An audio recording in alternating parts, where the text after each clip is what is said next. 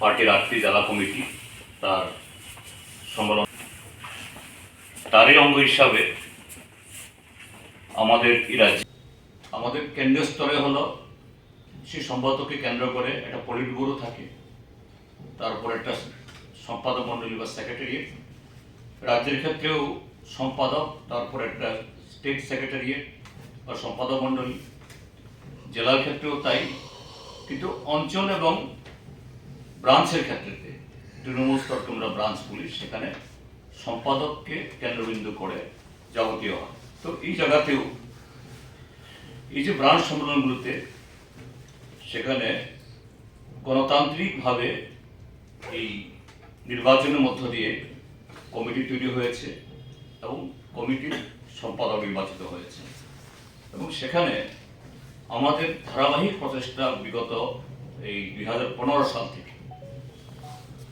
কিভাবে পার্টির নেতৃত্বের মধ্যেও কমিটিতে এবং নেতৃত্বে অভিজ্ঞ আর নবীনদের মধ্যে একটা ব্যালেন্স তার বিন্যাসে আনা যায়, ধারাবাহিকভাবে কিভাবে আমরা নতুন প্রজন্মকে আমাদের লড়াই সংগ্রামে, আমাদের রাজনীতিতে আমরা তাদেরকে অন্তর্ভুক্ত করতে পারি, সেই প্রচেষ্টা জারি আছে। এবং এবারও এখন অবধি যে সম্মেলনগুলো হয়েছে সেখানে যে রিপোর্ট এসছে, আমাদের এই ব্রাঞ্চ সম্মেলনগুলোতে যারা নেতৃত্বে এসছেন সেখানে প্রায় 1/4 নেতৃত্ব, অর্থাৎ সেক্রেটারি নতুন মুখ 25.68%। লোকালগুলোর ক্ষেত্রে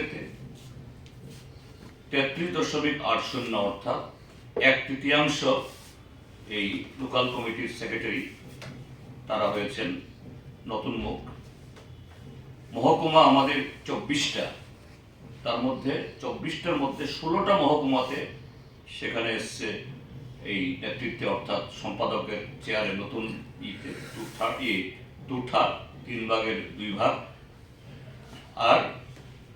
24টা আমাদের এই বলছি 8টা আমাদের যে জেলা, এই 8টা জেলাতে যে 3/4, অর্থাৎ 8 জনের মধ্যে 6 জন আমাদের সম্পাদক নতুন মুখ। এইভাবে পার্টি এটাকে নবীনের সাথে প্রবীণের মিশেলে বর্তমান সময়তে চ্যালেঞ্জ মোকাবেলা করার জন্য ঠিক সেরকমভাবে তৈরি করার চেষ্টা হয়েছে, এবং দারুণভাবে আমাদের রাজ্যে খুব মসৃণভাবেই